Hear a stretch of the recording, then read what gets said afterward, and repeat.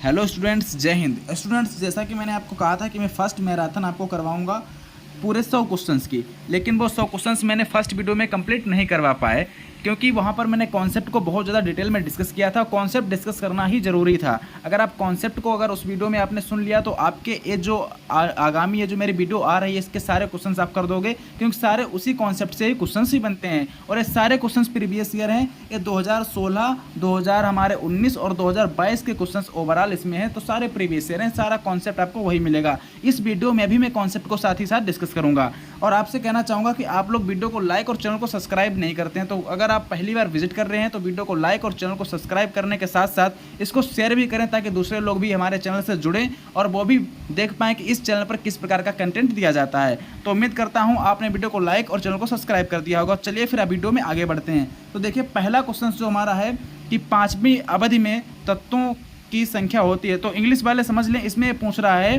कि हमारा जो मॉडर्न पीरियड जो 5वीं अवधि में यानी कि 5th पीरियड में एलिमेंट्स की संख्या पूछी, यानी number of elements in 5th period. ठीक है, तो मैंने आपको उसी वाले कॉन्सेप्ट क्लास में बता दिया था कि अगर आपसे पीरियड में किसी के भी नंबर पूछे कितने एलिमेंट्स उसमें प्रेजेंट हैं, तो क्या होता है 2, 8, उसके बाद सारे 18 लेकर चलते हैं। तो इसका राइट आंसर क्या हो जाएगा? 18 हो जाएगा। ये ट्रिक आप याद रखिएगा। चलिए दूसरा क्वेश्चन से आगे बढ़ते हैं।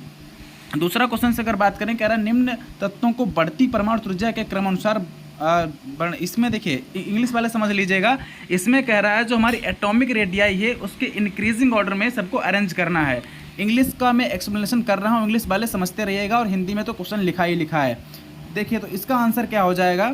मैंने आपको बताया था कि अगर हम left to right periodic table में जाते हैं तो क्या होता है, जो हमारी एटॉमिक रेडियाई होती है बढ़ती है और एटॉमिक रेडियाई बढ़ेगी। तो अगर हम नीचे आएंगे यानी कि टॉप टू बॉटम आएंगे तो क्या होगा? Atomic radii top to bottom आएंगे। अगर हम लोग देखिए समझिएगा, टॉप टू अगर बॉटम आ रहे हैं तो एटॉमिक रेडियाई क्या होती है? बढ़ती है। और अगर लेफ़्ट टू राइट जाते हैं यानी कि लेफ़्ट टू राइट जाते हैं तो क्या होता है? एटॉमिक रेडियाई घटती है। इस चीज़ को ध्यान रखिएगा। तो देखिए समझिएगा ज़रा क्वेश्चन को। इसमें इसका राइट आंसर क्या हो जाएगा? तो सल्फ़र जो है हमारा, सल्फ़र और ऑक्सीजन एक ही ग्रुप में है और सी यानी SEA भी हमारे एक ही ग्रुप में है, तो ये तो नीचे आ रहा है, तो पहला आंसर तो होगा नहीं। और क्योंकि सल्फ़र की एटॉमिक रेडियाई ऑक्सीजन की जो एटॉमिक रेडियाई है वो कम होनी चाहिए सल्फ़र से, तो फिर ऑक्सीजन देखा जाए तो इसमें दूसरे में आ रहा है, तीसरे में आ रहा है। और फिर उसके बाद ये कह रहा है कि ऑक्सीजन कार्बन, तो कार्बन तो ऊपर होता है। तो इसमें आप ये बात सोच कर बताइए इसका राइट आंसर क्या हो जाएगा? तो इसका राइट आंसर जो होगा मेरे हिसाब से ए वाला होगा। ठीक है, क्यों? क्योंकि सबसे नीचे क्या है? Fe है, उसके ऊपर सल्फ़र है, सल्फ़र के ऊपर O है और ए हमारा कार्बन इधर पड़ जाता है दूसरे चौथे वाले ग्रुप में। ठीक है, तो जो सबसे नीचे होगा इसकी एटॉमिक रेडियाई ज़्यादा होगी, तो इसका राइट आंसर ऑप्शन नंबर 4 हो जाएगा। एक बार आप चेक करके देख लेना। चलिए आगे बढ़ते हैं। अगला क्वेश्चन कह रहा है कि NF3 का द्विध्रुव आघूर्ण किससे कम होता है? देखिए, सबसे बड़ी चीज़ है द्विध्रुव आघूर्ण, जिसको बोलते हैं डायपोल मोमेंट। ठीक है, इंग्लिश वाले समझिएगा। इसमें डायपोल मोमेंट की चर्चा की गई है। 2016 के क्वेश्चन चल रहे हैं, फिर 2019 फिर 2022 के क्वेश्चन आपको मिलेंगे और ये प्रीवियस ईयर क्वेश्चन हैं, तो आपकी प्रैक्टिस इससे बहुत अच्छी हो जाएगी। एक बात मैं अभी और कहूँगा, पहले इस क्वेश्चन को समझा देता हूँ। तो देखिए, NH3 का द्विध्रुव आघूर्ण कैसे, अब मैंने देखो, अगर आपने प्रीवियस वीडियो नहीं देखा है कि द्विध्रुव आघूर्ण कैसे निकालते हैं तो आप उसको जरूर देखिएगा। मैंने उस वीडियो में 20 क्वेश्चन इसीलिए करा पाए थे क्योंकि उसमें मैंने पूरा कॉन्सेप्ट बता दिया था। आगामी सारा कॉन्सेप्ट आपका सारे क्वेश्चन पे फॉलो होगा, तो आप लोग उस वीडियो को जरूर देख लें। अगर आप BCEF में अच्छा करना चाहते हैं, सारा कॉन्सेप्ट है, द्विध्रुव आघूर्ण का भी कॉन्सेप्ट बताया है, थोड़ा बहुत मैं यहाँ पर भी डिस्कस कर देता हूँ। देखिए, NF3 की अगर बात करूँ, NF3 तो क्या होता है? अगर इसको हम लोग देखेंगे तो हम क्या करेंगे? N को रखेंगे इस साइड, एक इधर रहेगा F, इधर रहेगा F और इस साइड रहेगा F। तो आप देखिए, ज़्यादा इलेक्ट्रोनेगेटिविटी एटम कौन है? नाइट्रोजन, फ्लोरीन में फ्लोरीन है, तो ऐसे इधर क्या होगा? ये तो डेल पॉजिटिव हो जाएगा, ये डेल नेगेटिव हो जाएगा, ये भी डेल नेगेटिव हो जाएगा, ये भी डेल नेगेटिव हो जाएगा। यानी सेंट्रल मेटल एटम की ओर क्या है? कोई भी एरो नहीं जा रहा है, दोनों सारे एरो फ्लोरीन की ओर है। तो क्या हो जाएगा?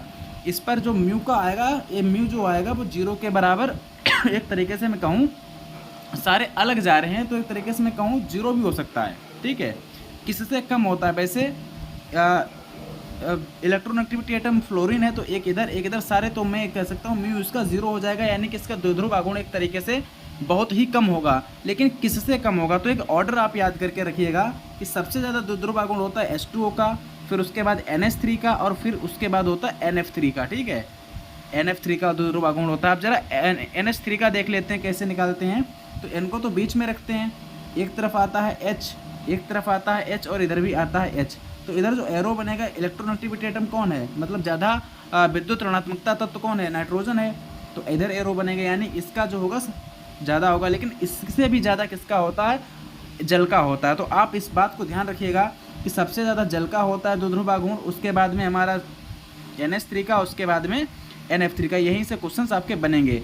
तो इसका राइट आंसर हो जाएगा NH3। चलिए आगे बढ़ते हैं। कह रहा है ऋणाणु में सबसे छोटी त्रिज्या किसकी है? तो मैंने फिर अब देखो, मैंने उसमें भी कहा था कि जो हमारा तत्वों का वर्गीकरण यानी कि क्लासिफिकेशन ऑफ एलिमेंट जो चैप्टर है उसके जो सारणी है यानी जो पीरियोडिक टेबल है, वहाँ से क्वेश्चंस 3-4 मिल ही जाएंगे आपको पेपर में। तो उसको जरूर ध्यान रखना, क्योंकि घुमा फिरा के क्वेश्चंस उसी से पूछे जाते हैं। 2016 में पूछा गया। तो इसका राइट आंसर क्या हो जाएगा? H जो है इसके ऊपर माइनस है, यानी कि 2 हीलियम। तो हीलियम सबसे पहला पड़ेगा, तो इसकी परमाणु त्रिज्या क्या होगी? छोटी होगी। और आप बाकी सबको देख लीजिए। अगर आप क्वेश्चंस को देखते चलिएगा, अगर कोई करेक्ट करना हो तो आप मुझे कमेंट करना, या फिर मेरे व्हाट्सएप ग्रुप में जुड़ जाना। डिस्क्रिप्शन बॉक्स में उसका लिंक है, वहाँ से आप मुझसे बात भी कर सकते हैं। मेरा नंबर भी है, मेरा व्हाट्सएप ग्रुप में है, तो वहाँ पर भी आप डिस्कस कर सकते हैं। तो देखिए नेक्स्ट क्वेश्चन देखिए। और कॉन्सेप्ट अगर देखना डिटेल में, तो मैंने पहला जो मैराथन करवाया था रामबण नाम से, उसमें बहुत अच्छे से, उसमें 20 क्वेश्चन ही हो पाए थे। लेकिन जो हमको एक्सप्लेनेशन देना था यानी कि जो कॉन्सेप्ट बताना था, बहुत अच्छे से बताया था उसमें। अगला देखिए क्वेश्चन कह रहा है निम्न में से किसका क्वथनांक सबसे कम है? तो मैंने क्या बताया था, अगर हम लेफ्ट टू राइट जा रहे हैं तो क्या होगा? पीरियोडिक टेबल में क्वथनांक और गलनांक दोनों बढ़ जाते हैं, लेकिन अगर टॉप टू बॉटम आ रहे हैं तो घट जाते हैं। तो हम पहले देखेंगे पहले कौन पड़ जाता है, लेकिन टॉप टू बॉटम का इसमें कॉन्सेप्ट लगेगा HCl Bri। तो इधर क्या होगा? टॉप टू बॉटम आने पर जो क्वथनांक और गलनांक होते हैं क्या होते हैं? घटते रहते हैं। ठीक है, और इधर जाने बढ़ते रहते हैं। तो अगर घटने की बात करें तो पहले तो बढ़ते हैं फिर घटते हैं, ऐसा कुछ सीन होता है। तो इसका अगर मैं सीन बताऊं तो क्या होगा? देखिए आप इस बात पर ज़रा गौर फरमाइएगा, एक बात समझिएगा कि अगर हम लोग लेफ़्ट टू राइट अगर चलें तो क्या होगा? गलनांक क्वथनांक बढ़ेगा। ठीक है, और अगर हम लोग टॉप टू बॉटम आएँ, टॉप टू बॉटम अगर आएँ तो क्या होगा? जो मतलब पहले कुछ तक, यानी कि मान लीजिए पहले एस ब्लॉक तक तो क्या होता है? बढ़ता है, एस ब्लॉक बढ़ता है। उसके बाद पी ब्लॉक में क्या होता है? घटने लगता है। तो फिर इसके हिसाब से जो सबसे कम क्वथनांक वाला एलिमेंट होगा, according to my opinion HF होगा। ठीक है, आप इसको चेक कर लीजिएगा। और अगर इसमें थोड़ी सी बात ये करें कि हाइड्रोजन बंध इसमें मौजूद है, तो हाइड्रोजन बंध के हिसाब से इसका क्वथनांक और घनत्व ज़्यादा भी होना चाहिए। ठीक है, तो अगर हम लोग पीरियोडिक टेबल का इसमें रूल लगा दें, क्योंकि टॉप टू बॉटम आने पर गलनांक और क्वथनांक क्या होते हैं? कम होते हैं, और लेफ्ट टू राइट जाने बढ़ते हैं। तो कम होने के केस में फिर HI इसका राइट आंसर हो जाएगा। तो चलिए मैं इसका HI आंसर को राइट करता हूँ, आप लोग देखिएगा कि इसमें आंसर कौन सा होगा। लेकिन अकॉर्डिंग टू माय ओपिनियन इसका HI आंसर राइट होगा, क्योंकि टॉप टू बॉटम जब आते हैं तो क्या होता है? कम होता है। तो सबसे लास्ट में HI ही पड़ेगा, तो इसका कम होगा। और आपको ध्यान रखना, अगर डेंसिटी पूछे तो डेंसिटी अगर लेफ्ट टू राइट जा रहे हैं तो डेंसिटी क्या होती है? कम होती है, और टॉप टू बॉटम आते हैं तो डेंसिटी बढ़ती है। ठीक है, तो क्या होगा? डेंसिटी बढ़ती है। आप कहोगे सर सबसे ज़्यादा फिर डेंसिटी भी इसकी होनी चाहिए, लेकिन इसकी डेंसिटी नहीं होती, डेंसिटी सबसे ज़्यादा इसकी होती है। उसका रीज़न है इसमें हाइड्रोजन बॉन्ड का, वो आपको बाद में समझ में आ जाएगा। ठीक है, तो इसका राइट आंसर क्या होगा? HI होगा। चलिए आगे देख लीजिए क्वेश्चन को। कह रहे हैं कि ठोस NaCl विद्युत का कुचालक है, क्यों कुचालक है? तो मैंने आपको बताया था जो ठोस होते हैं NaCl का होता है विद्युत का सुचालक होता है, उसमें विद्युत धारा प्रवाहित होती है। लेकिन कुचालक क्यों है? क्योंकि ठोस NaCl में आयन नहीं होते भाई साहब, इसमें आयन होते हैं। तो सही बात लिखी है। सहसंयोजक है, ये विद्युत संयोजक होता है, भी एक गलत, भी सही, मतलब गलत बात है। कुचालक है क्यों कुचालक है? क्योंकि इसमें क्या होते हैं? आयन गतिशील नहीं होते हैं। तो इसका राइट आंसर क्या होगा? ऑप्शन 3 हो जाएगा। तो आपने एक चैप्टर पढ़ा होगा केमिकल करके, शायद उसका चैप्टर का नाम केमिकल रिएक्शन है, कुछ भी ऐसे करके है कुछ। तो उसमें क्या होता है? विद्युत संयोजक और हमारे सहसंयोजक और हमारे उप सहसंयोजक, यानी कि कोऑर्डिनेट बांड, कोवैलेंट बांड और आयनिक बांड। तो उसी में ये सब बताया जाता है कि जो आयनिक बांड होते हैं वो हमारे क्या होते हैं? एक तरीके से गुड कंडक्टर कह सकते हैं, कंडक्टर होते हैं। सहसंयोजक जो होते हैं वो हमारे पास इंसुलेटर होते हैं। और जो बात करें हमारे पास कोऑर्डिनेट बांड यानी कि उप सहसंयोजक जो होते हैं वो हमारे पास क्या होते हैं? एक तरीके से बीच वाले कह सकते हो उनमें, ठीक है। इससे कम उनका जो गुण होता है लगभग यानी कि कोवेलेंट के समान ही होता है कोऑर्डिनेट का, बस थोड़ा सा अंतर होता है, थोड़ा सा अंतर, वो आपको क्वेश्चन आएगा तो उसमें पता चल जाएगा, ठीक है। नेक्स्ट आप पढ़िए। इसमें कह रहा है कि समान अवस्था में ऑक्सीजन, हाइड्रोजन व मीथेन बराबर द्रव्यमान रखें, गैसों की मात्रा का अनुपात कितना होगा। तो देखिए एक कोई नियम है, मुझे नियम तो इस समय नहीं याद आ रहा, कि हाइड्रोजन मीथेन बराबर द्रव्यमान रखें।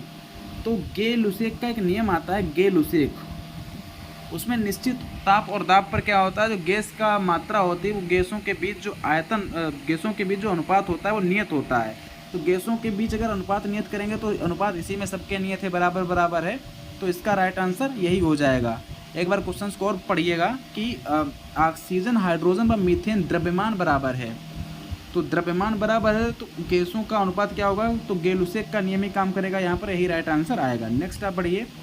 सूत्र दर्शाता है, देखो सूत्र आपने आईयूपीएसी पढ़ रखी होगी, तो जिसमें CO आ जाए यानी कीटोन का है, लेकिन क्या एसीटोन है, नहीं। एसीटोन का फार्मूला क्या था, CH3CO CH3, ये हमारे पास एसीटोन होता है, ठीक है, लेकिन एसिडिक एसिड भी नहीं है, एसीटोफिनोन इसका राइट आंसर हो जाएगा, ठीक है। फिनोन आ जाए कीटोन का है, तो ध्यान रखिएगा सब 2016 क्वेश्चन है। Na मतलब सोडियम के 1 ग्राम परमाणु में कितने ग्राम अणु होते हैं, तो मैं आपको बता देता हूँ। 1 ग्राम इसका फार्मूला होता है W अपान अणुभार यानी M गुणे 6.6 या 6.023 गुणे 10⁻23 ऐसे निकाला जाता है। इसको आप ध्यान रखिएगा, अवोगाद्रो संख्या से इसमें गुणा भी कराई जाती है। तो अगर हम देखें 1 अपान इसका अणुभार परमाणु भार कितना होता है 23, तो 23 करेंगे यहाँ पर, तो इसका राइट आंसर ए आ जाएगा, ठीक है। चलिए आगे बढ़ते हैं। कह रहे एक बंद पात्र में 5 मोल को 300 के और 600 के तक गर्म किया जाता है, गैस का दाब दोगुना हो जाएगा, गैस में मौजूदा मोलों की संख्या कितनी हो जाएगी। एक क्वेश्चंस केमिस्ट्री का थोड़ा बढ़ा के, मेरे हिसाब से थोड़ा लेवल बढ़ा के कर दिया है। फिलहाल आपके क्वेश्चंस आ सकता है, मत कहना कि आएगा नहीं, इतना बड़ा लेवल नहीं है। इसको देखो कैसे करेंगे, आप लोग करके देख लेना। आपको मोल दे रखा है ना, एक फार्मूला होता है PV बराबर nRT, तो मोल हमको दे रखा है 5, इसका आंसर nRT, ठीक है। अब कह रहे हैं मोलों की संख्या कितनी होगी, यानी कि हमें इसमें किससे मतलब है, आप ज़रा गौर करिएगा, यानी कि N1 N2 या, और हमें क्या रखा है, टेम्परेचर भी दे रखा है, टेम्परेचर दे रखा है और मोल दे रखा है, गैस का दाब दोगुना किया जाए, ओके। तो आयतन तो सेम ही होगा, कहने का मतलब P1 बटे P2, ठीक है। इसका दाब कर दिया गया है दोगुना बराबर। अब कह रहा है कि अगर हम लोग लिखें N1, ठीक है, N1 T1 बटे N2 T2 बटे N2 T2, ठीक है। तो क्या हो जाएगा देखिएगा, P से P खत्म हो जाएगा, यानी बचेगा इधर 1/2 बराबर N1 की वैल्यू है 5, T1 की वैल्यू है 300 और इधर है 600 और इधर हमारे पास क्या है N2 है, तो N2 तो इधर रहेगा, ठीक है। तो अगर कटेगा एक इधर आ जाएगा 1/2, यानी कि 2 से 2 खत्म हो जाएगा, N2 बराबर आ जाएगा 5, तो इसका राइट आंसर क्या हो जाएगा 5। इसको आप उस फार्मूले से करके देख लीजिएगा, फार्मूला में लिखे दे रहा हूँ P1 अपान P2 बराबर N1 T1 बटे N2 T2, ये फार्मूला इससे करिएगा, N2 की वैल्यू निकाल रहे हैं, ठीक है। अगला क्वेश्चन देखिए, सिल्वर कार्बोनेट के 276 ग्राम को अत्यधिक गर्म किया जाता है, कितना अवशेष बचेगा। तो इस क्वेश्चन को करने के लिए पता क्या करना है आपको सिल्वर कार्बोनेट को पहले आपको रिएक्शन लिखनी है AgNO3 और इसको आपको AgCO3 Ag2CO3। जब आप इसको हीट करेंगे तो आप देखेंगे कि हमारे पास बचेगा Ag2O यानी कि इसका ऑक्साइड Ag2O और प्लस CO2 बनेगा, Ag2O प्लस CO2 निकलेगा, तो Ag2 हमारे पास ये बच गया, यानी कि अब इसकी कितनी मात्रा शेष रह गई। तो आप ये देखिए, जो हमारे पास AgNO3 होता है, जब आप इसका Ag2CO3 जो होता है, जब इसका आप अणुभार निकालेंगे आपको मिलेगा 276, ठीक है, 276। और जो हमारे पास Ag2 आया है, इसका अगर हम लोग निकालेंगे Ag2 तो लगभग 108 दूना 216 और 216 और 16 यानी कि 232, तो हमारे पास 232 रहेगा, यानी कि 2 पॉइंट ए वाला इसका आंसर आ जाएगा। तो ऐसे ही आप चेक कर लीजिएगा, तरीका मैं बता रहा हूँ, क्योंकि यहाँ पर मैं स्क्रीन रिकॉर्डिंग से वीडियो बना रहा हूँ, बोर्ड पे तो बना नहीं रहा हूँ, क्योंकि आज मैं स्टूडियो से काफ़ी ज़्यादा स्टूडियो में भीड़ भाड़ रहा, तो मैं स्टूडियो से जल्दी घर आ गया था, फिर मुझे भी थोड़ा काम था, तो मैं इसलिए रात में रिकॉर्डिंग कर रहा हूँ। तो आप लोग एडजस्ट कीजिएगा, मेरे साथ में कोऑपरेट करिएगा। नाइट्रोजन द्वारा अधिकतम कितने सहसंयोजक बंध बनेंगे तो मैंने आपको बताया था नाइट्रोजन हुआ फास्फोरस और कितने संयोजी होती है, 5 संयोजी होती है कि 4 संयोजी, कितना होता है बताइए, कितने सह संयोजक, अच्छा सह संयोजक बंद बनेगा, यानी कोवेलेंट बॉन्ड, यानी कोवेलेंट बॉन्ड केवल 3 बनाएगा, ठीक है, इसको ध्यान रखना है। अब कोवेलेंट बॉन्ड उसकी बैलेंसी से भी आप याद रख सकते हो, बैलेंसी से भी आप याद कर सकते हो। चलिए फास्फोरस का आणविक सूत्र क्या है, तो देखो फास्फोरस का आणविक सूत्र क्या होता है, पी पी पी और पी, ऐसे करके ऐसे बनता है, ऐसे बनता है, ऐसे बनता है, ऐसे बनता है, ऐसे बॉन्ड, ऐसे बॉन्ड, ऐसे बॉन्ड, ऐसे बॉन्ड, यानी कि P4 इसका क्या होता है, आणविक सूत्र होता है। तो ए इसका राइट आंसर हो जाएगा P4। चलिए आगे बढ़िए, आगे देखिए क्या हो रहा है भाई, आगे आइए। यहाँ पर कह रहा है कि समजातीय श्रेणी क्रमागत 2 सदस्यों के आणविक द्रव्यमान भिन्न होते हैं। देखिए सजातीय और समावयवी में अंतर क्या होता है, इसके बारे में आपको थोड़ा सा मैं यहाँ पर बता दूँ, क्वेश्चन आ सकता है। जो समजातीय मतलब होती एक ही जाति के जिनके बीच क्या हो, केवल CH2 का अंतर हो, केवल अंतर किसका हो, CH2 का, मतलब एक ही जात, उनके गुणधर्म भी एक ही होंगे, रासायनिक गुण भी एक ही होंगे, फार्मूला भी एक ही होगा, बस अंतर कितना होगा, 1 कार्बन और 2 हाइड्रोजन का, ठीक है, तो इतना अंतर होता है। तो कह रहा है कि सजातीय श्रेणी में क्रमागत 2 सदस्यों में आणविक, और जो सजातीय श्रेणी होती है वो या तो अणुभार के बढ़ते हुए क्रम में रखी जाती है, घटते हुए क्रम में रखी जाती है, इसको भी ध्यान रखना। वही कह रहा 2 सदस्यों के आणविक द्रव्यमान भिन्न होते हैं। तो आणविक द्रव्यमान अंतर क्या था, CH2 का, यानी कि C का परमाणु भार 12, इसका 2 14, इसका राइट आंसर हो जाएगा 14। और अगर मैं बात करूँ समावयवी की, यानी कि जो हमारे पास आइसोमर्स होते हैं, और हमारे पास आइसोमर्स की बात करें तो आइसोमर्स में फार्मूला तो एक ही होता है, लेकिन उनकी जो संरचना होती है और जो उनके गुणधर्म होते हैं, यानी कि फिजिकल प्रॉपर्टी और केमिकल प्रॉपर्टीज़, वो डिफरेंट होती हैं दोनों में, ठीक है, इसको भी आप याद करके रखिएगा। नेक्स्ट क्वेश्चन की ओर पढ़ते हैं। कह रहा है कि यौगिक में कितने सिग्मा बॉन्ड हैं, sigma bond means single bond, और पाई बॉन्ड मतलब डबल बॉन्ड, ठीक है, डबल बॉन्ड में क्या एक केवल हमारे पास पाई होगा, सॉरी एक सिग्मा होगा, बाकी जो बचेगा पाई होगा। और पाई इलेक्ट्रॉन, अगर आपसे पूछ दे पाई इलेक्ट्रॉन के बारे में, तो पाई इलेक्ट्रॉन का मतलब होता है लोन पेयर, कि how to find lone pair of pi electron, तो उससे पाई इलेक्ट्रॉन से पाई बॉन्ड मत समझ लेना। तो कितने होंगे काउंट कर लो, 1 होगा, 2 होगा, 3 होगा, 4 होगा, 5 होगा, 6 होगा, तो 6 इसमें इसका राइट आंसर हो जाएगा। नेक्स्ट आप देख लीजिए कौन सा प्रबल क्षारक है। देखो प्रबल क्षारक और प्रबल अम्ल की अगर बात की जाए, इसका कॉन्सेप्ट, ये जो क्वेश्चन आया ना नीट लेवल का है, प्रबल क्षारक कौन सा है, यानी कि इसमें आपको स्ट्रॉन्ग बेस बताना है, स्ट्रॉन्ग बेस। तो इसके लिए आप क्या कर सकते हैं कि जो हमारे पास, इसके लिए आपको एक फार्मूला बता देता हूँ, यानी कि स्ट्रॉन्ग एसिड अपान, थोड़ा सा रॉन्ग लिख गया, ऐसे लिखें कि स्ट्रॉन्ग एसिड, यानी कि स्ट्रॉन्ग एसिड अपान स्ट्रॉन्ग बेस प्रोपोर्शनल होता है इलेक्ट्रोनेगेटिविटी, ठीक है, इलेक्ट्रोनेगेटिविटी यानी कि विद्युत ऋणात्मकता, यानी जिसकी विद्युत ऋणात्मकता ज़्यादा होगी, सेंट्रल मेटल एटम जो होगा उसकी विद्युत ऋणात्मकता किसकी देखेंगे हम यहाँ पर, सेंट्रल मेटल एटम की देखेंगे, जिसकी ज़्यादा होगी वही हमारे पास स्ट्रॉन्ग एसिड होगा, और जिसकी कम होगी वो हमारे पास क्या होगा, कम एसिडिक होगा, ठीक है। कहने का मतलब स्ट्रॉन्ग जो एसिड होते हैं वो इलेक्ट्रोनेगेटिविटी के प्रोपोर्शनल होते हैं, और स्ट्रॉन्ग जो बेस होते हैं वो इलेक्ट्रोनेगेटिविटी के क्या होते हैं, या इन्वर्स में होते हैं। समझ गए होंगे आप बात को। लेकिन इसका भी एक केस होता है, अगर हाइड्रेट की बात करें, यानी कि पी ब्लॉक के अगर हाइड्रेट की बात करें, हाइड्रेट का मतलब जिसमें हाइड्रोजन से कोई बनता हो, जैसे HF हो गया, HI हो गया, ऐसे, तो इस केस में थोड़ा सा उल्टा हो जाता है, उसमें साइज पे डिपेंड करता है, यानी कि उसमें हमारे पास स्ट्रॉन्ग एसिड बटे स्ट्रॉन्ग बेस या किस पे समानुपाती होता है, साइज के, सेंट्रल मेटल एटम जो होता है उसके साइज के ऊपर डिपेंड करता है। दोनों फार्मूले आप याद रखिएगा। लेकिन यहाँ पर तो हाइड्रिक साइड है, तो यहाँ पर तो ऐसा कुछ है नहीं। देखो OH को हाइड्रिक साइड और H को हाइड्रेट बोलते हैं, इस चीज़ को भी आप ध्यान रखना।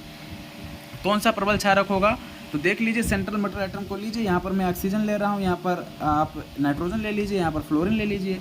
किसकी इलेक्ट्रोनेगेटिविटी सबसे ज़्यादा है, तो सबसे ज़्यादा इलेक्ट्रोनेगेटिविटी अगर देखी जाए तो Li फ्लोरीन की सबसे ज़्यादा होती है। तो ये तो सबसे क्या होगा, LiF क्या होगा, एसिड होगा, क्योंकि मैंने आपको क्या बताया, AS यानी कि स्ट्रॉन्ग एसिड अपान स्ट्रॉन्ग बेस, ये तो बताया स्ट्रॉन्ग बेस, ये होता है इलेक्ट्रोनेगेटिविटी के समानुपाती। तो ये तो हमारे पास स्ट्रॉन्ग एसिड हो गया। अब हमें चाहिए इसमें स्ट्रॉन्ग बेस चाहिए, तो बेस निकालने के लिए जिसकी इलेक्ट्रोनेगेटिविटी सबसे कम हो, तो सबसे कम इलेक्ट्रोनेगेटिविटी किसकी कम है, किसकी कम है भाई, ऑक्सीजन की भी ठीक होती, Li की है सबसे कम। सबसे कम इलेक्ट्रोनेगेटिविटी क्या है, Li की कम है, तो Li इसका राइट आंसर हो जाएगा। यानी कि जो Li वाला CH3 Li है प्रबल क्षारक है यहाँ पर, ठीक है, समझ गए होंगे आप लोग। क्योंकि इलेक्ट्रोनेगेटिविटी क्या होती है, लेफ्ट टू राइट जाने पर बढ़ती है और नीचे आने पर क्या होता है, घटती है, ठीक है। तो यहाँ पर Li जो है इसकी इलेक्ट्रोनेगेटिविटी कम है, ये हमारे पास प्रबल क्षारक है। देखिए कॉन्सेप्ट को मैं साथ में डिस्कस कर रहा हूँ, आप समझते होंगे। एक आता है विद्युत धनात्मक इलेक्ट्रोनेगेटिव विन्यास। देखो मैंने फिर बताया मेंडलीफ की आवर्त सारणी के कॉन्सेप्ट का जो मैंने पहला वीडियो रामबाण वीडियो दिया है, आप उसको जरूर देखिए, क्यों रामबाण वीडियो में सारी मेंडलीफ को मैंने डिस्कस कर दिया, पूरी मेंडलीफ की जो पीरियाडिक टेबल थी, जितने भी कॉन्सेप्ट थे सब बता दिया इसमें। अब देखिए एक अजनबी गैस होती है, उस अजनबी गैस का नाम होता है जीनान, परमाणु क्रमांक 54 होता है। पूछ रहा इलेक्ट्रॉनिक विन्यास करेंगे तो इलेक्ट्रॉनिक विन्यास में शायद ये वाला आएगा Xc6s2, आप इसको देख लेना, बाद में मुझे कमेंट करना, आंसर यही आना चाहिए इसका। चलिए नेक्स्ट आगे बढ़ते हैं। और चीज़ें ध्यान रखिएगा कि इधर जाने पर, लेफ्ट टू राइट जाने पर क्या होता है, आध्यात्मिकता और ऋणात्मकता बढ़ती है, यानी कि धन विद्युती ऋण विद्युती लक्षण बढ़ता है अगर लेफ्ट टू राइट जाएंगे, और साथ में धातु की आध्यात्मिकता बढ़ेगी। और अगर ऊपर से नीचे आएंगे तो क्या होगा, यानी टॉप टू बॉटम आएंगे तो उसकी क्या होगी, धन विद्युती लक्षण बढ़ेगा और उसकी धात्विकता भी बढ़ेगी, इसको भी आप याद रखिएगा। चलिए पूछ रहा है कि यौगिकों में बड़ी श्रृंखला में कितने कार्बन है, तो देखिए सबसे बड़ी ये है, फिर ये छोटी है, उससे छोटी है, तो बड़ी श्रृंखला में कितने कार्बन है, 5 कार्बन है। ऐसे क्वेश्चन आपसे पूछे गए हैं 2016 में। एक गैसीय ऑक्साइड में नाइट्रोजन की 30.4% मात्रा है इसमें, जिनमें एक अणु में नाइट्रोजन का एक परमाणु है, ऑक्सीजन के सापेक्ष ऑक्साइड का घनत्व। देखिए ये बड़ा क्वेश्चन टफ कर दिया है इन्होंने, यहाँ पर क्वेश्चन को एकदम नीट के ऊपर पहुँचा दिया है भाई, ये क्वेश्चन तो बड़ा लेवल बना रहा है इसको। तो इसको आप कैसे करेंगे, इसमें कह रहा है कि हमारे पास कोई नाइट्रोजन का क्या है, ऑक्साइड है, मान लीजिए वो हमारे पास NO है, N2 हो, N2O हो, लेकिन इसमें कह रहा है कि जिनमें एक अणु में नाइट्रोजन का एक परमाणु, यानी नाइट्रोजन का उसमें कह दिया एक परमाणु, जैसे हमारे पास NO कोई भी हो सकता है जिसमें नाइट्रोजन का एक परमाणु है, ऑक्सीजन का कोई हमारे पास अणु है, मतलब अणु मतलब होता है मॉलिक्यूल, ठीक है। अब फिर उसमें पूछ रहा है कि ऑक्सीजन के रिस्पेक्ट में हमें ऑक्साइड की डेंसिटी बतानी है कितनी है। तो देखिए क्या करेंगे, सबसे पहले हम एक करते हैं कि मान लीजिए हमारे पास जो ऑक्साइड था, कोई भी ऑक्साइड मान लिए, फॉर एग्जांपल NO को लेकर चलते हैं, तो स्टार्टिंग में तो वो क्या होगा, 100 होगा, पूरे 100% होगा, ठीक है। और इसमें हमको नाइट्रोजन के लिए कितना दे रखा है, 30.4 दे रखा है। तो अगर बन के लिए निकालेंगे तो क्या हो जाएगा, 100 बटे इधर देख लीजिए, बन के लिए अगर निकालेंगे तो क्या हो जाएगा, 100 बटे 30.4 हो जाएगा। अब आप ये बताइए कि जो नाइट्रोजन होता है उसका एक परमाणु, यानी उसका परमाणु भर नाइट्रोजन का कितना होता है, तो नाइट्रोजन का परमाणु भर होता है 14, तो यहाँ पर 14 कराएंगे, तो 14 से इधर गुणा भी हो जाएगा, यानी कि 14 से इधर गुणा हो जाएगा, तो काटेंगे कितना आ जाएगा, अप्रॉक्सीमेटली 46 आ जाएगा, ठीक है। काट के देख लेना, 100 बटे 30.4 × 14 46 आ जाएगा। अब 46 तो हमें क्या मिल गया, हमें 46 ये मिल गया है कि नाइट्रोजन के एक परमाणु इतने ग्राम मात्रा थी जिसमें 1 ग्राम नाइट्रोजन का परमाणु था। अब हमें घनत्व चाहिए, तो घनत्व में किसके रिस्पेक्ट में निकालना है, घनत्व का फार्मूला तो m/b, आयतन तो कांस्टेंट ही रहेगा इसमें। अगर आयतन कांस्टेंट रहेगा तो क्या हो जाएगा, पहला हम देखें 46 दे रखा था, उसके बाद में हमें ऑक्साइड का कितना होता है, 32 होता है, इसको कर लीजिए। यहाँ पर देखिए घनत्व वो आयतन कांस्टेंट है, अब हमें ऑक्सीजन के सापेक्ष मतलब होता है बटे, यानी कि ऑक्सीजन के रिस्पेक्ट में, तो ऑक्सीजन तो 32 आ गया और हमें नाइट्रोजन 46, काटोगे कितना आ जाएगा, 1.44 आ जाएगा, यही इसका आंसर हो जाएगा। अगला देखिए क्वेश्चन कह रहा है A के 5 मोल और B के 8 मोल की अभिक्रिया है बराबर 5 से क्या उत्पन्न होगा, 5 से क्या उत्पन्न होगा, जरा इसको समझने की कोशिश करिएगा आप लोग। देखिए यहाँ पर जो रिएक्शन डिपेंड कर रही है वो किस पे डिपेंड कर रही है, A के ऊपर डिपेंड कर रही है, सॉरी B के ऊपर, क्योंकि A तो हमारे पास ऐसे कोई रिएक्शन होगी नहीं। जब B के 2 मोल इसमें मिलाए गए, यानी कि B के 2 मोल को ऐड किया गया, तो हमारे पास क्या फॉर्म हो गया, C बन गया। अब कह रहा है C बन गया और फिर कह रहा है कि A के 5 मोल और B के 8 मोल। तो अब इस बात को समझिएगा जरा कि इस बात को समझिएगा कि 2 मोल अगर B के हैं तो क्या बन रहा है, C बन रहा है। तो 1 मोल अगर B का होगा तो क्या बनेगा, 1/2C बनेगा, ये तो बनेगा 2 इसके बटे में आ जाएगा। और अगर यहाँ पर लिख रखा है कि B के 8 मोल, यानी कि इसको ज़रा देखिएगा कि B का अगर हम एक मिनट, B का जब हम लोग 1 मोल ले रहे थे तो 1/C का मोल बन रहा था। अगर हम B के 8 मोल ले लें तो क्या होगा, 1/2 × 8 × C हो जाएगा, यानी कि 4C, यानी कि C के कितने मोल बनेंगे, 4 बनेंगे। इसका राइट आंसर ए हो जाएगा, ठीक है। क्वेश्चन समझ में ना आया मुझसे फ़ोन पर बात कर सकते हैं, मैं आपको बता दूंगा, क्योंकि यहाँ पर स्क्रीन रिकॉर्डिंग में इतनी बड़ी स्क्रीन नहीं है जो आपको डिटेल में समझाएं। बस आपको एक तरीके से इंडिकेट कर रहे हैं, आप अगर पढ़े लिखे होंगे तो समझ में आपके आएगा ही। और आपसे बता दूं कि जो भी लोग RWA पर अगर मॉक दे रहे हैं, क्योंकि स्टूडेंट कहाँ पे मॉक देता है, या तो RWA पर देगा, रोजगार विद अंकित पर, ठीक है, या तो फिर टेक्स्ट बुक पर देगा। तो टेक्स्ट बुक ऐसा सबसे बेस्ट तो टेक्स्ट बुक है, क्योंकि टेक्स्ट बुक से तैयारी कम ही लोग करते हैं। टेक्स्ट बुक अपने हिसाब से पेपर बनाता है प्रीवियस अकॉर्डिंग देखकर, और बाकी आप जिस एकेडमी से पढ़ते हैं या जिस यूट्यूब चैनल से पढ़ते हैं, अगर उस पर मॉक देते हैं तो वो लोग उसी हिसाब से पेपर को डिज़ाइन करते हैं जिस हिसाब से उन्होंने पढ़ा रखा है। तो वहाँ पर तो आपको ये आसानी होगी, और जब आप टेक्स्ट बुक पर जाएंगे तो आपको टफ लगेगा। यानी टेक्स्ट बुक का अगर बंदा RWA पर मॉक देगा तो उसे इजी ही लगेगा, क्योंकि वहाँ पर हार्ड लेवल आता है। मैं आपसे सबसे यही कहूँगा कि अगर आप RWA पर दे रहे हैं तो एक बार टेक्स्ट बुक पर केवल 3 टेस्ट दें। पहला दें बेसिक का, उसके बाद दें मॉडरेट लेवल का, और उसके बाद दें एडवांस लेवल का। और फिर आप देखें कि कंपेयर करें कि RWA से आपके कितने नंबर इसमें ज़्यादा आ रहे हैं, कम आ रहे हैं, तो आपको अपनी एक्चुअल प्रिपरेशन का अंदाज़ा लग जाएगा। क्योंकि आप भी सिर्फ RORM के पेपर में बैठेंगे तो वहाँ पर ऐसा तो है नहीं जो टीचर पढ़ाया है आपने वो उस वही टीचर पेपर बनाएगा। तो उसके लिए टेक्स्ट बुक बेस्ट है, RWA बेस्ट नहीं है। हाँ, प्रैक्टिस के लिए सही है, आप प्रैक्टिस कर सकते हैं, लेकिन आप एक बार टेक्स्ट बुक पर ज़रूर जाएँ और वहाँ पर टेक्स्ट बुक पर अपना टेस्ट जरूर दे जाकर, ठीक है। परीक्षा ऐप से भी बढ़िया टेक्स्ट बुक है, तो मैं आपको जो बता रहा हूँ आप टेक्स्ट बुक पर एक बार प्रैक्टिस कर लें।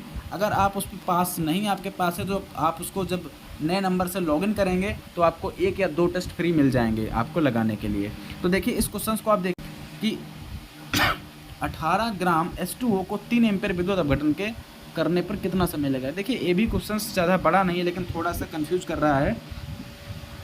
आपने पढ़े होंगे फैराडे के नियम, विद्युत अपघटन का फैराडे का पहला नियम, दूसरा नियम। तो पहला नियम क्या होता है, W = होता है अनुक्रमणपाती Q होता है पहला नियम।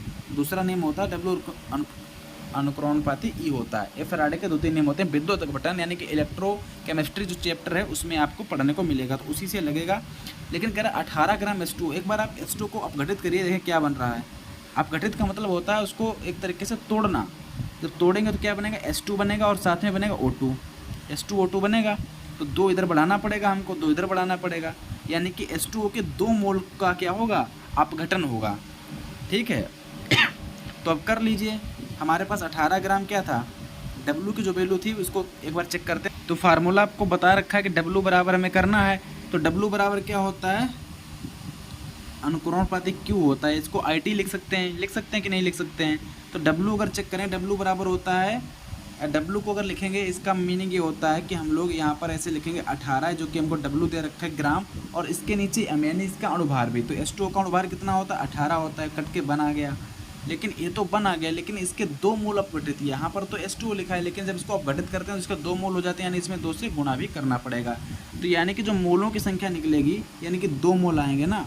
वैसे तो 18 / 18 = 1, लेकिन यहाँ पर 2 मोल जो हैं इसके अपघटित हो रहे हैं। तो 2:2 क्या हमारे पास था, Q को लिख सकते हैं IT, Q को IT लिख सकते हैं, ठीक है। तो इधर लिखेंगे IT और बटे में आएगा 96,500, 96,500 आएगा। तो चलिए गुणा करा लीजिए, इधर कराओगे 2 गुणा 96,500, और IT था तो बटे में आ जाएगा 3, लेकिन ये किस में है, सेकंड में आंसर आ रहा है, हमें चाहिए घंटे में। तो यहाँ पर 3600 से और गुणा हो जाएगी, बराबर आ जाएगा T, तो सेकंड में आंसर आ जाएगा। सेकंड में ही था, हाँ ठीक है, 3600 से घंटे आ रहा था घंटे में, अब आएगा सेकंड में। चलिए करिए, इसको करिए, ऐसे कट जाएगा। अब इधर आ रहा 36, इधर आ इतना, करके देखिएगा, फिर आप बताइएगा कितना आंसर आ सकता है। एक बार आप इसको कैलकुलेटर करके देख लीजिएगा कितना आएगा, 36,900 मेरे हिसाब से 18 सेकेंड आएगा कि 18 घंटे आएगा, इसको आप देखिएगा। अकॉर्डिंग टू माई ओपिनियन 18 घंटे इसका राइट आंसर आएगा, ठीक है। घंटे कर लिया है ना, तो 18 घंटे इसका आंसर आएगा, आप चेक करके बताना। चलिए आगे बढ़ते हैं। कौन सा सबसे स्थिर आयन है, देखिए स्थिर आयन तरीका बता देता हूँ, स्थिर आयन कैसे हम लोग आइडेंटिफाई करते हैं, लेकिन स्थिर आयन से क्वेश्चन से नहीं आता। सबसे पहले यहाँ से जो हमारे पास इस संकुल कंपाउंड होते हैं, या इनको कहें इंग्लिश में शायद इनको बोलते हैं कंपाउंड, यानी कि संकुल कंपाउंड, मतलब जो जिसमें क्या होता है, लिगेंड होता है, हमारे पास केंद्रीय धातु परमाणु होता है, यानी कि सेंट्रल मेटल एटम होता है, और हमारे पास धातु होती है। तो देखिए जब भी आपको ऐसा एटम मिले, पूछ दे, अगर उसमें पूछ दे कि ये बताओ कि सेंट्रल मेटल एटम कौन है, तो सेंट्रल मेटल एटम जो होता है जो लिगेंड के पास, यानी कि जो हमारा ब्रैकेट के अंदर होता है, इसको कहते हैं लिगेंड।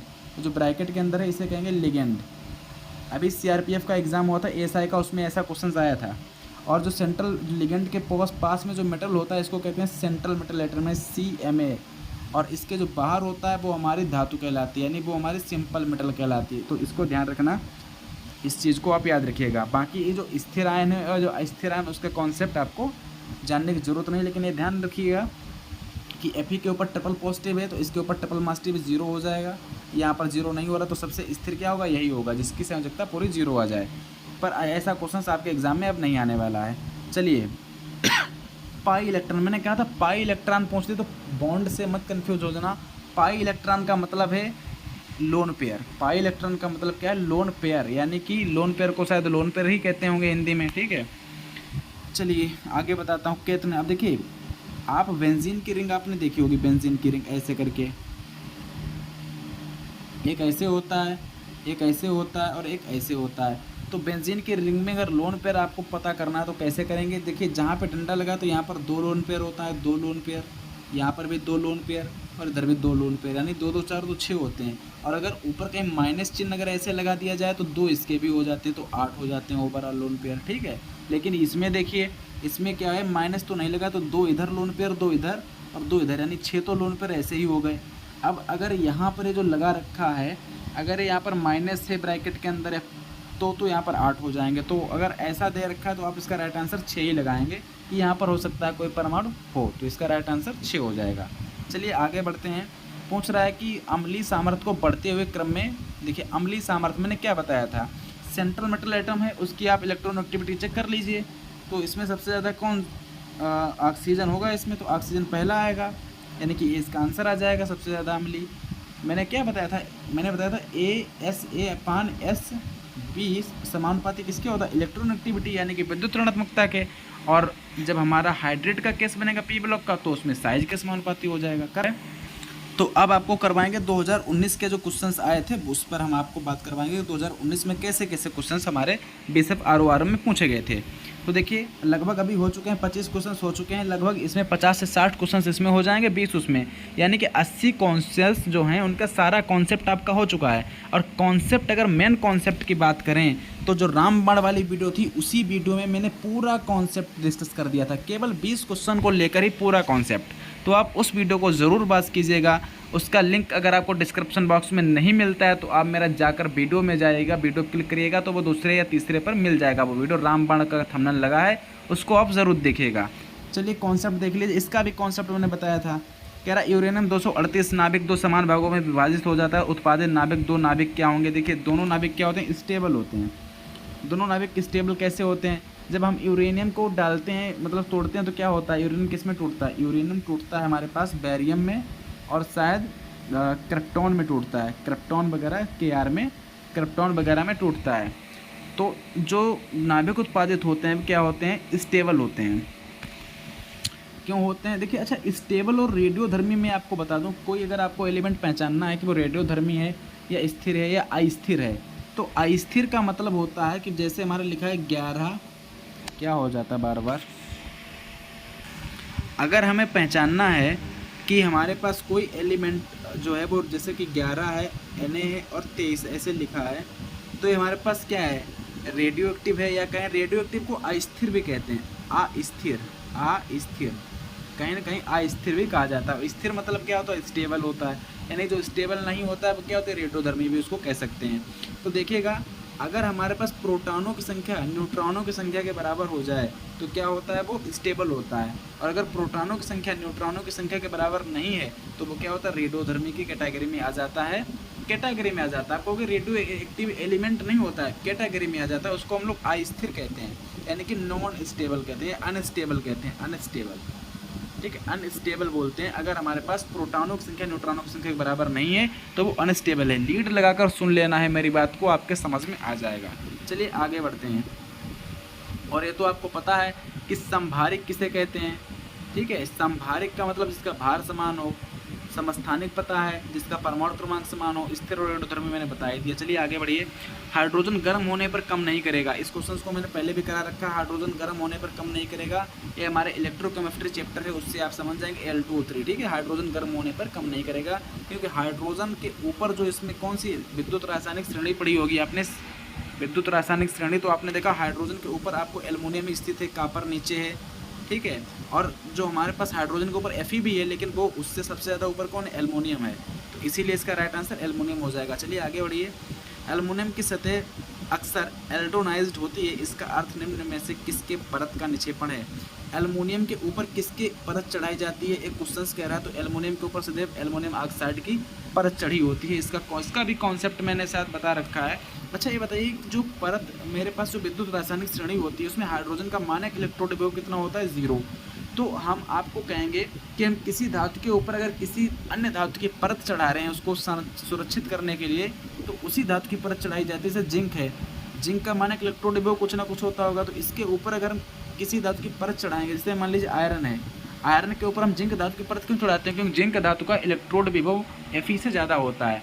और ऐसा क्यों करते हैं, क्योंकि या ऐसे कहें कि किसी धातु के ऊपर अगर हम किसी अन्य धातु की परत चढ़ाते हैं, तो जिस धातु की परत चढ़ाते हैं वो धातु ज़्यादा प्रतिक्रियाशील होती है जिसके ऊपर चढ़ती है। यानी कि जो हमारे पास आयरन है एक कम प्रतिक्रियाशील है, और इसके ऊपर हम जिंक धातु की परत चढ़ा रहे हैं ज़्यादा प्रतिक्रियाशील है। विद्युत रासायनिक श्रेणी आप सर्च करके देख सकते हैं, ठीक है।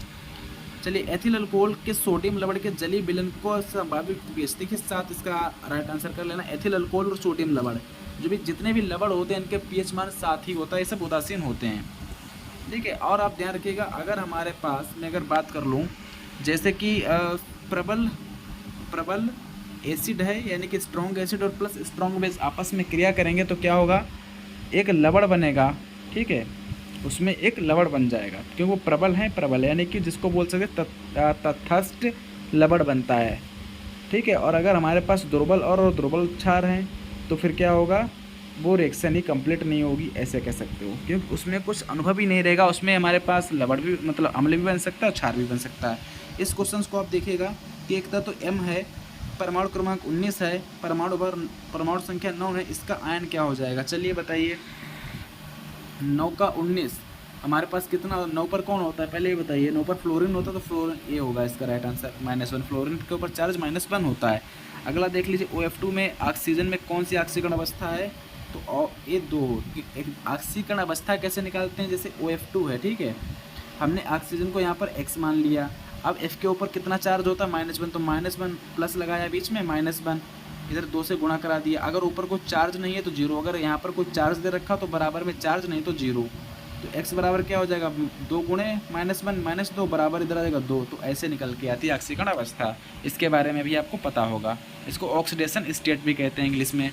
अम्लीय घोल की पहचान के लिए निम्नलिखित में से किस पदार्थ का उपयोग किया जाता है, तो अम्लीय घोल की अगर आप पहचान कर रहे हैं तो किस पदार्थ का उपयोग करते हैं, आपको याद होना चाहिए KNO3 का उपयोग किया जाता है, क्योंकि KNO3 हमको क्या दे सकता है, HNO3 दे सकता है, जो कि प्रबल अम्ल है। आप कहोगे सर H2SO4 भी प्रबल अम्ल है और NaCl भी प्रबल अम्ल है। जब जल से क्रिया करेंगे भाई, KNO3 की जल से क्रिया होगी तो HNO3, K2SO4 जल से रिएक्शन करेगा तो H2SO4, और अगर NaCl जल से रिएक्शन करेगा तो हमारे पास HCl।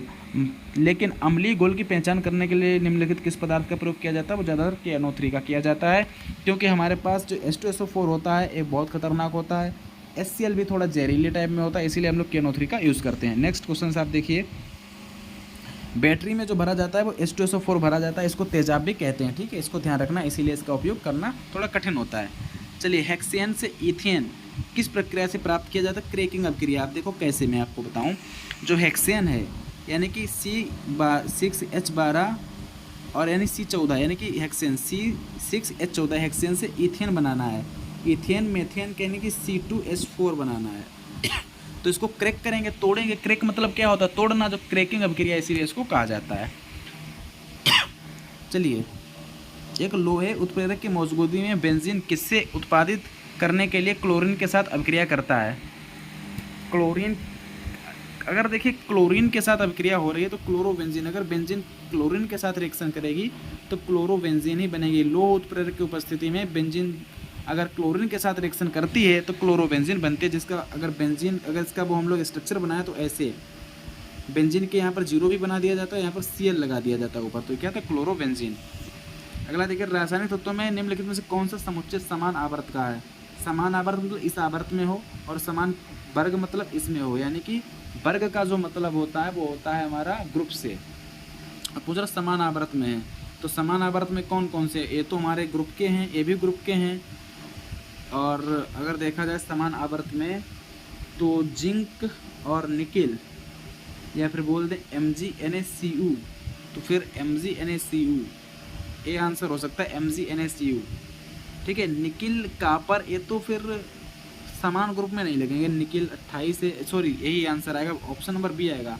देखिए 28, 29, 30 ये हमारे पास आंसर आएगा। क्यों आएगा?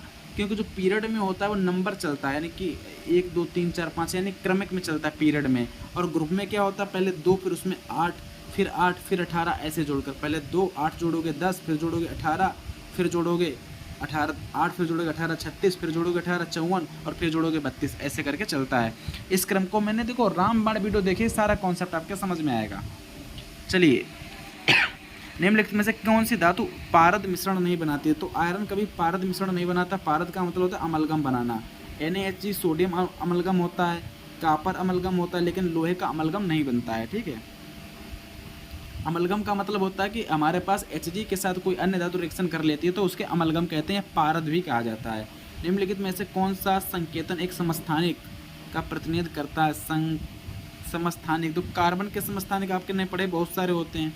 ठीक है, C6 14 और H ये वाला 14 देखो समस्थानिक, तो इसका राइट आंसर हो जाएगा डी वाला, क्योंकि इसके बहुत ज़्यादा समस्थानिक होते हैं। चलिए वजन में भानुपात क्या होगा, जिसके द्वारा कार्बन और ऑक्सीजन, वजन का मतलब होता है परमाणु भार, वजन का मतलब परमाणु भार, ऑक्सीजन मोनोऑक्साइड यानी कि CO, तो इसका होता है 12, इसका होता है 16, यानी कि 3 से काटो 3 चौको 12, 4 से काटो 4 12, 4 चौको 16, 3:4 इसका राइट आंसर हो जाएगा। चलिए किसके अनुसार समान तापमान और दाब के तहत सभी गैसों के आयतनों में समान संख्या में अणु होते हैं। देखो गैसों की अगर चर्चा की जाए तो सदैव ध्यान रखना किसका नियम लगेगा, आप इधर आंसर चेक कर सकते हैं। गैसों में केवल अगर नियम लगेगा तो ये तो नियम लगेगा नहीं, ग्राम का नियम, ग्राम का विसरण की दर, यानी ग्राम का नियम होता है विसरण की दर जो होती है वो घनत्व के क्या होती है, अंडर रूट के अंदर घनत्व के व्युत्क्रमानुपाती होती है, जो गैसों का घनत्व होता है। और अगर एवोगाद्रो रूल की बात करें तो यही इसका राइट आंसर होगा। चार्ल्स का नियम इसमें क्या होता है, जो हमारे पास आयतन होता है वो समानुपाती होता है टेम्परेचर के। बायल का नियम क्या होता है, दाब जो होता है वो समानुपाती होता है आयतन के। ठीक है, व्युत्क्रमानुपाती होता है आयतन के। और जो हमारे पास एवोगाद्रो रूल क्या कहता है कि हमारे पास समान आयतनों में समान संख्या में अणु होते हैं। और बाकी गेलोसेक क्या कहते हैं, गेलोसेक में तो गैसों में समानुपात होता है, वो गेलोसेक का नियम है। गोबर गैस दहनशील का प्रमुख, गोबर गैस में मीथेन गैस होती है, ये ध्यान रखना। इसको मार्स गैस भी कहते हैं, प्राकृतिक गैस भी कहा जाता है। चलिए कह रहा है कि एक रासायनिक तत्व के परमाणु के विषय में चुंबकीय क्वांटम संख्या, देखो चुंबकीय क्वांटम संख्या ओरिएंटेशन को बताती है। आकृति को बताने वाली जो क्वांटम संख्या होती है प्राथमिक क्वांटम संख्या होती है, जिसे N से डिनोट करते हैं। आकार और आकृति, स्थिति को बताने वाली जो हमारे पास अब देखिए ये हमारे पास आकार आ गया, तो आकार को जो सबसेल उसके आकार को बताती है दुग्धांश से क्वांटम संख्या, स्थिति को बताती है। ठीक है, स्थिति को, और स्पिन क्वांटम संख्या स्पिन को बताती है। तो चारों आपके क्लियर हो गए। नेक्स्ट अगर देखें तो वायुमंडल में क्या होता है, अम्लीय वर्षा। अम्लीय वर्षा का जो मेन कारण क्या होता है, सल्फर डाइऑक्साइड होती है, जिसके कारण ताजमहल का रंग भी आजकल फीका पड़ रहा है, जो कि हमारे रिफाइनरी से बन के या मान लीजिए जहाँ जहाँ फैक्ट्रियाँ लगी हैं वहाँ से क्या होता है SO2 गैस निकलती है। चलिए मानव के वक्र में बनने वाले पत्थरों में ज़्यादातर क्या पाया जाता है, ऑक्जिलेट होता है। जो पथरी होती है वो किससे बन के आती है, ऑक्जिलेट से बनती है, तो इस चीज़ को भी आप याद रखिएगा। खदानों के अधिकांश विस्फोट किसके मिश्रण के कारण होते हैं, तो खदानों में जो विस्फोट होता है वो किसके कारण होता है। चलिए कोई बताएगा खदानों में विस्फोट किसके कारण होता है। देखिए ऑक्सीजन जो है वो विस्फोट करती है, ठीक है, लेकिन किसके साथ में विस्फोट करती है, ऑक्सीजन और हाइड्रोजन है तो जल बना के तैयार कर देगी, यहाँ पर कोई विस्फोट नहीं होगा, एसिटिलीन नहीं होगा। इसका राइट आंसर होगा मेथेन। मेथेन के साथ बायो मिलेगी तो क्या विस्फोट हो जाएगा। और खदानों में विस्फोट का मिश्रण किसके कारण होता है, मेथेन और ऑक्सीजन। देखिए जब भी हमारे पास CH4 और प्लस ऑक्सीजन मिलेगी तो क्या बनेगा, एक तरफ तो बनेगा CO2 और हाइड्रोजन गैस बाहर निकलेगी, जिसके कारण क्या हो जाएगा, विस्फोट हो जाएगा। चलिए नेक्स्ट क्वेश्चन, बहुत कोमल धातु है, कठोर भी है और कोमल भी है, तो नाइक्रोम होता है। कैसे, आपने हीटर देखा होगा, हीटर, तो हीटर में देखिएगा एक तार लगा होता है नाइक्रोम का, वो बहुत कोमल भी होता है और बहुत कठोर भी होता है, क्योंकि नाइक्रोम धातु का गलनांक टंगस्टन से ज़्यादा होता है। वैसे टंगस्टन हो जाता है, लेकिन यहाँ पर टंगस्टन का गलनांक कम है नाइक्रोम की अपेक्षा, तो इसका राइट आंसर नाइक्रोम होगा। तो यहाँ तक आपकी आज PDF थी, यानी कि इसमें लगभग ओवरऑल क्वेश्चंस अगर गिने जाएँ तो लगभग 50 तो हो ही गए होंगे, आप लोग चेक कर लेना। तो लगभग पूरी केमिस्ट्री करवा दी है मैंने। तो अगर वीडियो को लाइक नहीं किया तो वीडियो को लाइक और चैनल को सब्सक्राइब करके इस वीडियो को शेयर ज़रूर करना है आप लोगों को, क्योंकि अभी हो सकता है मैं कंप्यूटर के तो 50 क्वेश्चंस या 40-50 क्वेश्चंस की एक PDF लाऊंगा ही लाऊंगा। साथ ही साथ केमिस्ट्री की नेम रिएक्शन की आपको PDF बन रही है, जिसमें हम 15 से 20 नेम रिएक्शन करवाने वाले हैं, जैसे बेयर का अभिकर्मक, फेलिंग विलियन, फ्रीडल क्राफ्ट अभिक्रिया, कोल्बे अभिक्रिया, ये बड़ा ज़रूरी चीज़ है। तो आप उस पर भी एक बार फोकस कर लेना, क्योंकि केमिस्ट्री में मैं चाह रहा हूँ कि आप लोग कम से कम अगर 20 को करेंगे तो तभी आपके 40 नंबर आएंगे, तभी आपका सिलेक्शन हो सकता है। तो इस बार मैं नेम रिएक्शन के साथ आपको कल तक वीडियो दे दूं, क्योंकि 28 तारीख तक मेरा चैनल पर आपको वीडियो लगातार मिलेगी, क्योंकि 29 को पेपर है और आपको बस लीड लगाकर सुनना है, सुनने में क्या जाता है। तो आप लोग वीडियो पर बने रहें और चैनल को सब्सक्राइब करके इसको शेयर भी करते रहें दूसरे लोगों के पास, ताकि अन्य लोग भी इस चैनल से जुड़ें। तो मिलता हूँ फिर नेक्स्ट वीडियो में। आपकी अगर कोई क्यूरी हो तो कमेंट बॉक्स में कमेंट करिएगा, अदरवाइज मुझसे बात कर लीजिएगा। Thank you so much for watching this video. जय हिंद।